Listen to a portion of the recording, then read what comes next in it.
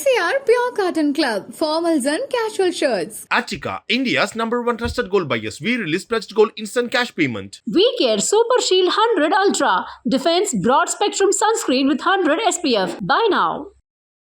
ஒரு சிலர் போடுற திட்டங்களுக்கு அண்ணன் ஓபிஎஸ் அவர்களை கைப்பாய்வையாக உட்கார வைக்கிறாங்க. அதுல இருந்து அவர் மீண்டெடுக்கிறதுக்கு இப்போதான் அவருடைய பாதையே புலப்பட்டிருக்கு. புரட்சி தலைவர் எம்ஜிஆர் கட்சியை விட்டு திமுகவில் வந்து தூக்கி போடும்போது அவர் ஒரு எம்எல்ஏவோட தான் வந்தார். நல்ல அவருக்குன்னு ஒருத்தர் ஆதரவு தெரிவிக்க கூட யாரும் இல்லை. ரசிகர்களும் தொண்டர்களும் மக்களும் தான் இருந்தாங்க. அதுபோல இன்னைக்கு அண்ணன் ஓபிஎஸ் அவர்களுக்கு வந்தவங்க தன்னுடைய சுயநல விரும்பிகளா இருந்தாங்க. இல்ல இதுல இருந்து அவங்க எல்லாம் வெளியேறதுக்கு காரணமே ஓபிஎஸ் அவர்கள் தான் அப்படின்றாங்க. அவர் என்ன செய்வாரு? இல்ல எந்த ஒரு முடிவுமே அவர் என்ன முடிவு அதான் கேக்குறாங்க. முடிவு எடுக்கலங்கிறாங்கல்ல, என்ன முடிவு எடுக்கணும்னு சொல்லுங்க. இல்ல இப்போ திமுக கூட போய் சேர சொல்றீங்களா? அதுக்குமே பேச்சுவார்த்தை நடக்குதுன்றாங்க.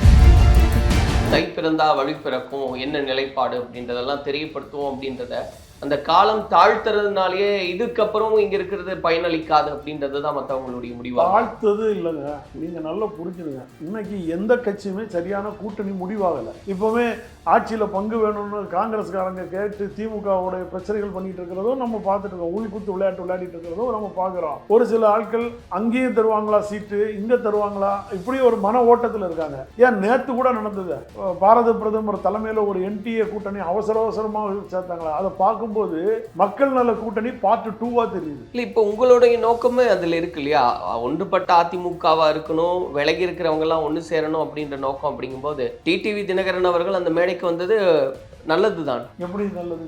எல்லாருமே ஒண்ணு சேரணும்ன்றது நோக்கமா இருக்கீங்க. நான் என்ன கேட்கிறேன், தொண்டர்கள் விருப்பப்பட்டாங்களா? பழனிசாமி ஏத்துக்கிறதுக்கு பொதுச் செயலாளருங்கிற அங்கீகாரத்தோட பேசுறாருல, அப்புறம் எதுக்கு சார் குக்கரிச்சிடணும்?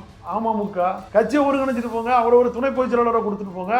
அவரு அம்மா தானே தெய்வங்கிறாரு, இவரு அம்மா தானே தெய்வங்கிறாரு, அம்மா ஆட்சியை தானே இவரு நடத்துவேங்கிறாரு, அவரு அம்மா ஆட்சியை தானே நடத்துவேங்கிறாரு. அப்புறம் எதுக்கு இடையில அமமுக குக்கரிச்சிடணும்? அதே அதிமுக இவரை துணை பொதுச் செயலாளர் ஆக்கிட்டு போங்க. ஏன் பாரத பிரதமர் நினைச்சா அது முடியாதா? இல்ல அமித்ஷா நினைச்சா நடக்காதா? இல்ல பியூஷ் கோயல் நினைச்சா நடக்காதா? சார் மொத்த உருவமே உங்க கொடைக்கு கீழே தானே சார் இருக்காங்க. எடப்பாடி பழனிசாமி எங்கேயாவது முதல்வர் பாரத பிரதமர் மோடி நேற்று அறிவிச்சாரா? இரட்டை இன்ஜின் தேவைப்படும். ஒருங்கிணைப்பாளராக இருந்தா எடப்பாடி பழனிசாமிக்கு கசக்கும், அங்க இரட்டை இன்ஜினா பாரத பிரதமர் மோடி சொல்லும் போது இனிக்குமா? இரட்டையில சின்னத்தில் தினகரன் போட்டியிடுவார் சொல்லிட்டு போங்க. அதுக்கப்புறம் என்ன பயம் இருக்கு அதுல? டிடிவி தினகரன் அவர்கள் இன்னொன்னு சொல்றாரு, ஓபிஎஸ் அவர்கள் இந்த கூட்டணிக்கு வருவார் அப்படின்னு ஒரு நம்பிக்கையை தெரியப்படுத்த. சார் அவரு சொல்லட்டும் சார், நம்பிக்கை அவரு மட்டும் இல்ல, எல்லாம் பாரத பிரதமரே நம்பிக்கை வச்சுட்டு இருக்கட்டும். அதான் அண்ணன் ஓபிஎஸ் வந்து இரட்டையில சின்னத்துல போட்டியிடுவாரா? போட்டியிட விடுவீங்களா? இப்போ எடப்பாடி பழனிசாமி எதிர்பார்த்து இருக்கிறது இரட்டை இலை சின்னத்துக்காக பாரதிய ஜனதா கூட ஜிஞ்சாங் அடிக்கிறார். இவ்வளவு கும்பல் போடுறாங்கன்னா அந்த இரட்டை இலை சின்னத்துக்காக மட்டும்தான் செயல்படுறாங்க. தனிப்பட்ட முறையில் ரெண்டு பேரும் பேசி முடிவு எடுத்துக்கிட்டாங்கன்னு வைக்கலாம், கண்டிப்பான ஒரு தீர்வு கிடைக்கும், நல்ல வழி பிறக்கும். அது இன்னைக்கு தமிழ்நாட்டில் எங்கேயும் பட்டி தொட்டி கிராமம்லாம் எதிர்வலிக்கும். இது ரெண்டு பேரும் சேர்ந்தா, சிவனும் சக்தியும் சேர்ந்தால் மாசுதான் மாதிரி இவங்க ரெண்டு பேரும் சேர்ந்தாலே தமிழ்நாட்டில் ஒரு பெரிய மாற்றத்தை உருவாக்கும். கலாட்டா நேயர்களுக்கு வணக்கம். நான் சரவணராம்குமார். இன்று நம்மோடு ஓபிஎஸ் ஆதரவாளர் திரு நாஞ்சில் கோலப்பன் அவர்கள் இணைஞ்சிருக்காரு. அவர்கிட்ட தான் பேசுறதா இருக்கும், பேசுவோம். சார் வணக்கம். வணக்கம். சார், இன்னைக்கு இருக்கக்கூடிய அரசியல் சூழ்நிலை அப்படின்னு பார்க்கும்போது பெரும்பாலும் வந்து திமுக கூட்டணி ஒரு பக்கம், அதிமுக பாஜக கூட்டணி, இப்ப விஜய் அவர்கள் சீமான் அவர்கள் அப்படின்னு இந்த 4 முறையாக இருக்கு அப்படின்றது பாக்குறோம். இனிமே முடிவு எடுக்காதவங்க அப்படின்னு வெளியிருக்கிறதே தேமுதிக ஒண்ணு, ஓபிஎஸ் அவர்கள் இன்னொன்னு, ராமதாஸ் அவர்கள் மருத்துவர். இதுதான் முக்கிய பேசுபொருளா இன்னைக்கு மாறி இருக்கு அப்படின்னு பார்க்கும்போது அதிகபட்சமாக பாதிப்புக்குள்ளாவது அப்படின்ற விதத்துல ஓபிஎஸ் அவர்களுடைய கூடாரம் காலி ஆகுது. இப்படியான தலைப்புகளை தான் பார்க்க முடியுது. என்ன காரணம்னு நினைக்கிறீங்க? அண்ணன் ஓபிஎஸ் அவர்கள் வந்து அமைதியானவர், அந்த அலட்டல் ஓட்டல்லாம் பண்ண மாட்டாரு, படபடக்கலாம் மாட்டாரு. இது என்ன ஓபிஎஸ் கூடாரம் காலின்னு சொல்றதுல இதுல ஒண்ணுமே இல்லை. கூவத்தூர் பார்ட் 2 ஆரம்பிச்சிருக்காங்க. கூவத்தூர் பார்ட் 1 ஆரம்பிச்சிருந்தவங்க பிரிஞ்சு வந்தாங்க, அண்ணன்கிட்ட வந்து ஒட்டிக்கிட்டு இப்ப அண்ணனையும் வளர விடாம தடசம் பண்ணிட்டு இருந்தாங்க. இப்போ கூவத்தூர் பார்ட் 2 ஆகி அது போயிடுச்சு, அவ்வளவுதான். இப்ப யாரை பாயிண்ட் அவுட் பண்றீங்க? யாரு வளர்ச்சியை தடுத்தாங்களோ? இப்ப நீங்க அண்ணன் வந்து யாரோட போய் சேர்ந்து உட்கார்ந்து இருந்து எல்லாரையும் ஒருங்கிணைக்கணும்னு சொன்னாரு. இந்த ஒருங்கிணைக்கணும்னு சொன்னவங்க எல்லாரும் என்ன பண்றாங்க, சொன்னவங்க வெளியில இருக்காங்க. யாரை ஒருங்கிணைக்கணும்னு சொன்னவங்களோ அவங்க எல்லாரும் கூவத்தூர் பார்ட் 2 ஆயிட்டாங்க. அதான் உண்மை. அதனால புரிஞ்சுட்டீங்களா?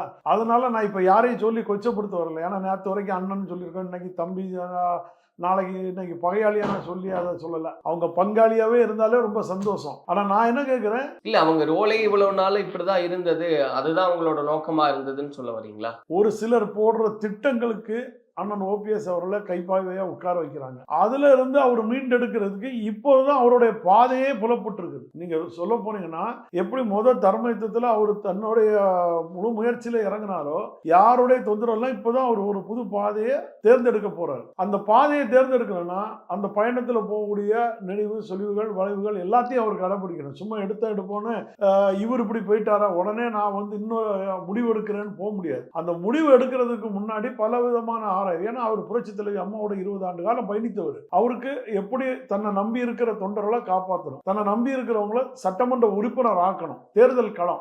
அப்போ அதுக்கு ஒரு வியூகத்தை அமைக்கணும். அந்த வியூகத்துல நம்ம கூட பயணிச்சவங்க எல்லாருமே சுயநலத்தோட இருந்தவங்க. அதனால அவங்கள இது பண்ணி விட்டுட்டாங்கிறதுனால அந்த சுயநலமா போனவங்க போட்டோன்னு ஒரு முடிவு எடுத்துட்டாங்க. நல்லா புரிஞ்சுட்டீங்களா? அதனாலதான் அவர் அமைதி காக்குறாரு. அதனால ஓபிஎஸ் கூடாரம் காலி இல்லை. நான் என்ன கேட்கிறேன், இப்போ அண்ணன் வைத்திலிங்கம் போனாலும் சரி, இல்லை ஒரு ஜெயசிறி பிரபாகர் போனாலும் சரி, இவங்கெல்லாம் அதிமுக எதுக்காக வந்தாங்க? ஓபிஎஸ் முதல்வராக்குறதுக்கு வந்தாங்க இல்லையே. புரட்சி தலைவர் வகுத்த விதி கட்சியோட சட்டத்திட்ட விதிகளை மாற்றி 10 பேர் முன்மொழியணும், 10 பேர் வழிமொழியணும், தலைமை கழக நிர்வாகியை 10 ஆண்டு செயல்பட்டுருக்கணும்னு சொல்லி ஒரு சட்டத்திட்ட விதியை, அந்த விதியே மாற்றக்கூடாத விதியை மாற்றினதுனால தான் இவ்வளவு சட்ட போராட்டம். நல்லா புரிஞ்சுருங்க. ஏற்கனவே தொண்டர்களால் தேர்ந்தெடுக்கப்பட்டு ஒரு அரை ஓட்டில் 2026 டிசம்பர் வரைக்கும் ஒருங்கிணைப்பாளர் பதவி இருக்கிறது. அதுக்கு பிறகு நீங்க முடிவு எடுத்துக்கலாம். ஆனா காலமும் நேரத்தையும் கருதி இந்த பிரச்சனை பண்றாங்க. சரி, இந்த பிரச்சனையில 2024 தேர்தலையும் அண்ணன் ஒண்ணுமே செய்யலையே, அப்பவே நீங்க எல்லாரும் போயிருக்கலாமே. இப்ப போறாங்கன்னா அவங்க சுயநலத்துக்காக போறாங்க. அப்போ இங்க இருந்து திமுகவுக்கு போய் சேர்றாங்க அப்படின்னா அதையெல்லாம் எப்படி ஓ பன்னீர்செல்வம் அவர்கள் பாக்குறாரு சார்? அதாவது அவரு பொறுத்த வரைக்கும் போற ஆளு போங்க, வர ஆளு வாங்கன்னு கூப்பிட்டதும் கிடையாது, போங்க சொன்னதும் கிடையாது. அவர் எடுத்துக்கிட்டு அதுதான சிக்கலா இருக்கு. நீங்க சொல்றீங்க அமைதியான ஒரு தலைவர், ஒரு நோக்கத்தோட இருக்காரு, இன்னும் நிறைய செயல்பாடுகள் அவர் முன்னிறுத்துவாரு அப்படின்னா எதுவுமே அவர் பேசுறது இல்லன்றதே அது பலகீனமா மாறுது இல்லையா? புரட்சி தலைவர் எம்ஜிஆர் கட்சியை விட்டு திமுகவில் தூக்கி போடும்போது அவர் ஒரு எம்எல்ஏயோட தான் வந்தார். நல்ல அவருக்குன்னு ஒருத்தர் ஆதரவு தெரிவிக்க கூட யாரும் இல்லை. ரசிகர்களும் தொண்டர்களும் மக்களும் தான் இருந்தாங்க. அது போல இன்னைக்கு அண்ணன் ஓபிஎஸ் அவர்களுக்கு வந்தவங்க தன்னுடைய சுயநல விரும்பிகளா இருந்தாங்க. இதை நாங்கள் பல முறை அண்ணன் சொல்லியிருக்கிறோம். ஆனால் இந்த எம்பி எம்எல்ஏ இவங்களெல்லாம் பார்க்காதீங்க, எக்ஸ் எம்பி அதெல்லாம் பார்க்காதீங்க. மேடையில் உட்காருவாங்க, அவங்கவுங்க சுயநலத்துக்காக வராங்க. முன்னாள் அமைச்சர் இதெல்லாம் எதையும் பார்க்குறீங்க, தொண்டர்களை மட்டும் பாருங்க. அதனால தான் அவர் தொண்டர்கள் உரிமை மீட்பு குழுன்னு வச்சு அதை கழகமாக்குனார். நீங்கள் நல்ல புரியுது. பாக்கி எல்லாமே நிர்வாகிகள்னு கூட இது பண்ணலை. அதை தொண்டர்கள் உரிமை மீட்பு, தொண்டர்களோட உரிமையை மீட்பு குழு கழகம். அதை எவ்வளோ தூரம் சிந்திச்சிருக்காரு நீங்கள் பார்த்துருங்க. அது இந்த மாதிரிப்பட்ட ஆட்கள்லாம் போவாங்கன்னு தெரிஞ்சு, இந்த நிர்வாகிகளை நம்பக்கூடாதுன்னு தெரிஞ்சு அவர் அப்பவுமே சிந்திச்சிருக்காரு. அவர் சிந்திச்சு போட்டு கிட்டத்தட்ட ஒரு ஆண்டு காலம் 2 ஆண்டு காலம் ஓடிடுச்சு. 2 ஆண்டு காலத்துக்கு மேல இந்த தொண்டர்கள் உரிமை மீட்பு குழுன்னு வச்சே நடத்திருக்காரு. எத்தனையோ இது. அதனால இல்ல இதுல இருந்து அவங்க எல்லாம் வெளியேறதுக்கு காரணமே ஓபிஎஸ் அவர்கள் தான் அப்படின்றாங்க. அவர் என்ன செய்வாரு? இல்ல எந்த ஒரு முடிவுமே அவர் என்ன முடிவு அதான் கேட்கறாங்க. முடிவு எடுக்கலங்கிறாங்கல்ல. என்ன முடிவு எடுக்கணும்னு சொல்லுங்க. இல்ல இப்போ திமுக கூட போய் சேர சொல்றீங்களா? அதுக்குமே பேச்சுவார்த்தை நடக்குதுன்றாங்க. அப்படிலாம் ஒன்றும் நான் இப்போ அண்ணன் கூட 10 ஆண்டு காலம் இருக்கிறவன், எனக்கு அப்படிலாம் ஒன்றும் தெரியல. சும்மா சேகர் பாபு பார்த்தாலும் கூட உடனே திமுகவில் போய் இணைய போயிட்டாரு. சேகர் பாபு பேட்டி கொடுத்துட்டு போயிட்டாரு, அரசியல் பேசலன்ட்டு சொல்லிட்டு போயிட்டாரு. நல்லா புரிஞ்சுட்டீங்களா? அதுக்கு பிறகு இப்படி ஊடகத்தில் இருக்கிறவங்களும் மறைமுகமாக தூண்டி விட்டு ஒரு சிலர் அதில் குளிர் காஞ்சிட்டு இருக்காங்க. அவ்வளோ இடையில நிர்வாகிகள் கிட்ட நம்ம திமுகவுக்கு போலாமா இல்ல தாவேகாவுக்கு போலாமா அப்படின்னு கருத்தெல்லாம் கேட்டாரு அப்படின்னு அது எல்லாமே கேட்டது உண்மைதான். ஏன்னா அன்னைக்கு அந்த கருத்து கேட்பு இதுல போது 3வது இதா கன்னியாகுமரியை கூப்பிட்டு போது நானே உள்ள போயிருந்தேன். போனோடனே நான் அண்ணன் கிட்ட கேட்ட முதல் கேள்வி, ஆனா இதுல நீங்க டின்னு ஆப்ஷன் வச்சிருக்கிறதே தப்புன்னு. அவரு நான் வைக்கணும்னு நினைக்கலப்ப இங்க இருக்கிறவங்க அதையும் ஆட் பண்ணி வைப்போம், கேட்போம், அப்படி ஒரு சிலருடைய விருப்பம் இருக்கு. என்னென்ன ஆப்ஷன்ஸ் இருந்தது? டிடி டினா டிஎம்கே, டீனா தாவேகா. அப்போ வைப்போன்னு சொல்லி அண்ணன் ஏன்டா அன்னைக்கே சொன்னார். ஆனா அன்னைக்கு யாரையும் குறிப்பிட்டு அவர் சொல்லல. இங்க இருக்கிறவங்க அதை வைக்கணும்னு சொல்றாங்க, அதனால வச்சிருக்கேன்னு சொன்னாரு. ஆனா இப்பதான் தெரியுது அதுல இருந்த வைத்திலிங்கம் எல்லாம் டிக்கு போகணும், சுப்ரத்தனம் எல்லாம் டிக்கு போகணும் அப்படின்னு சொல்லி பலருடைய அழுத்தங்கள் இருந்ததுனால ஒரு டி வச்சிருக்காரு. ஏன்னா அது தொண்டர்களோட உரிமை மீட்பு தானே, ஒருத்தருடைய கருத்து தானே கேட்கிறாரு. அதனால அந்த ஆப்ஷனை வச்சிருக்காரு. அந்த ஆப்ஷனை வச்சுக்கிட்டு இவங்களை யாரையும் கூட உள்ள உட்கார வைக்கல. அவர் ஒரு தனி மனிதராக தான் அது ஒரு ரூமுக்குள்ள உட்கார்ந்துருந்து எல்லா மாவட்ட செயலாளர், தலைமை கழக நிர்வாகிகளை எழுதி கேட்டு வாங்கினார். நாளைக்கு இவங்க வந்து நான் மாத்திரக்கூடாதுங்கிறதுனால யார் யார் போகணும்னு சொல்லுவாங்களோ எழுதி எடுத்து வாங்கினாரு. அதுல ஒரு 10% தான் டிக்கு இருந்திருக்கும். 10 பேர் தான் இருக்கலாம், 10% இல்லை, 10 பேர். பாக்கி 90 பேரா இருந்தாலும் தாவேக்காக்குன்னு முடிவெடுத்து தான் எழுதி கொடுத்தாங்க. அதுதான் ஒரு கட்டமைப்புல இருந்தது.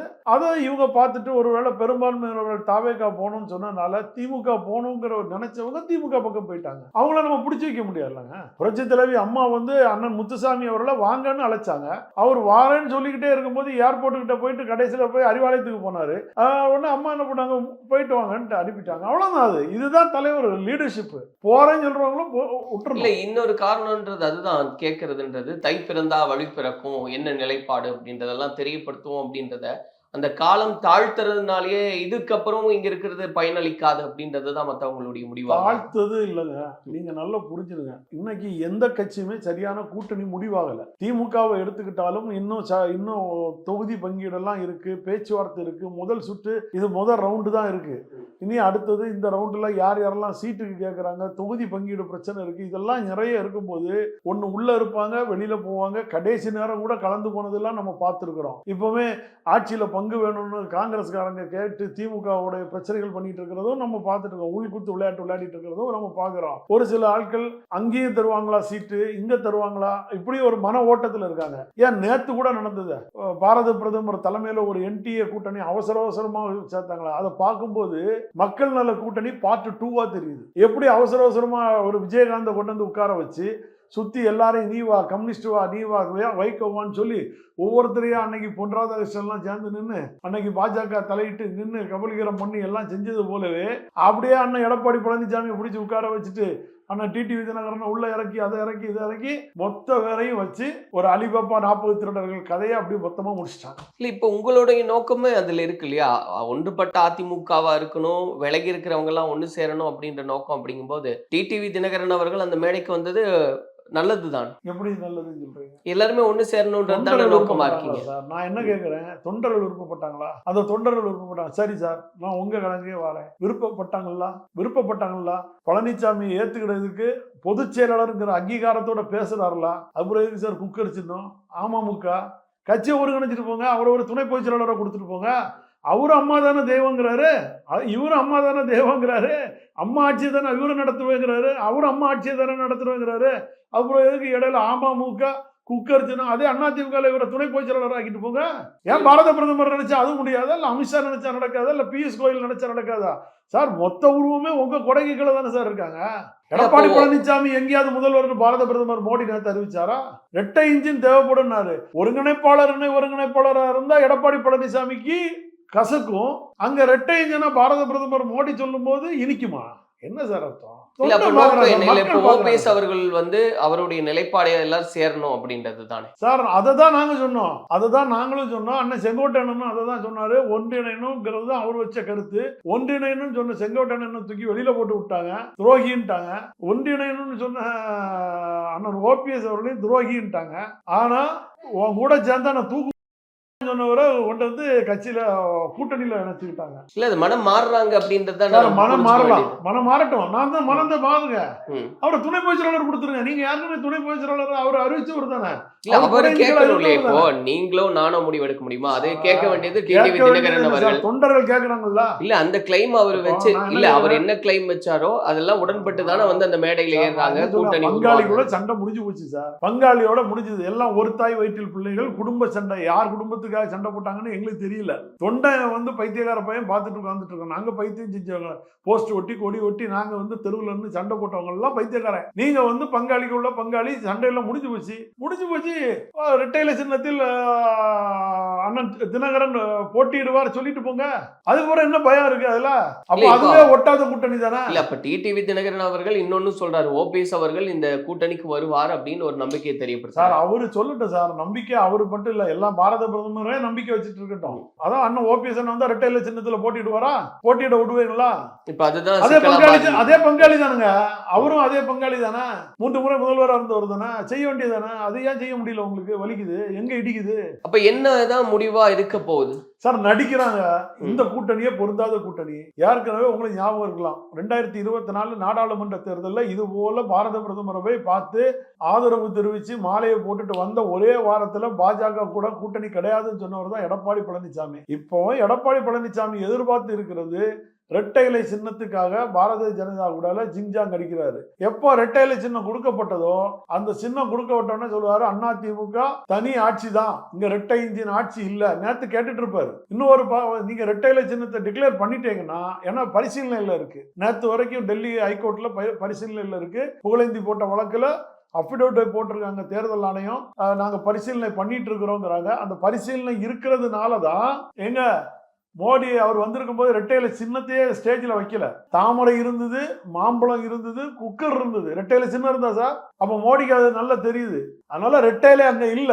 அப்போ ஒருவேளை ஏன்னா வழக்குகள் இருக்கு, சின்ன முடக்கப்பட்டால் எடப்பாடி பழனிசாமி ஜம்பாயிடக்கூடாதுங்கிறனாலதான் இவ்வளவு கிடுக்குப்பிடி போடுறாங்க பாஜக. 2024 போல இவரை விடக்கூடாதுங்க. அது உறுதியாகும் போது இபிஎஸ் அவர்களுடைய நிலைப்பாடே மாறும், அவருடைய பேச்சு 100%.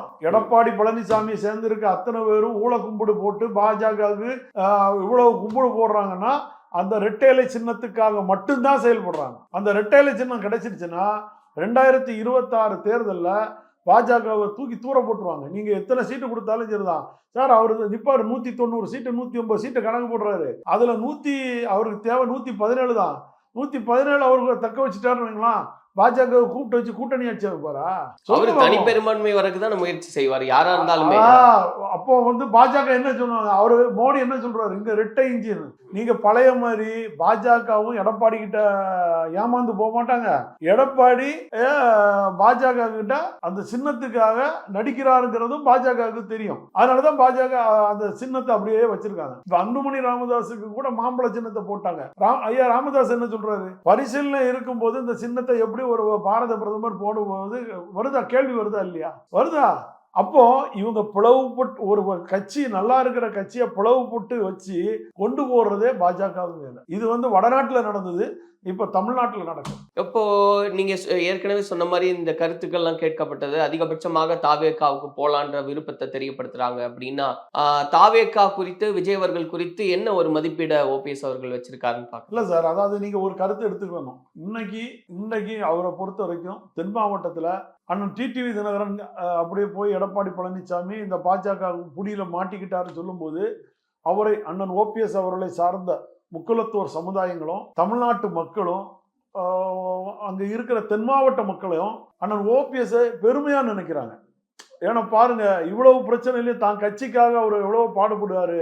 அவரை சுத்தி இருந்த எல்லாம் துரோகிகள் பாருங்க, அவங்கவுங்க தன்னுடைய சுயநலத்துக்காக திமுக பக்கமும் இங்கேயும் போறாங்க எடுத்து சொல்றாங்க. அவரோட அமைதி இது எல்லா பிம்பத்தையும் வெளியே எடுத்து காட்டுது. அப்போ மக்கள் வந்து அம்மாவால காட்டிய முகம் 3 முறை முதல்வராக இருக்கும்போது இவருடைய மக்கள் சக்தி உருவாகுது. நீங்க அங்க வந்து ஒரு ஜென்ரேஷன், அங்க வந்து நீங்க நிர்வாகிகள் போறதெல்லாம் தூரத்துலுங்க. நிர்வாகி இங்க இருப்பான், நாளைக்கு எங்க இருப்பான்.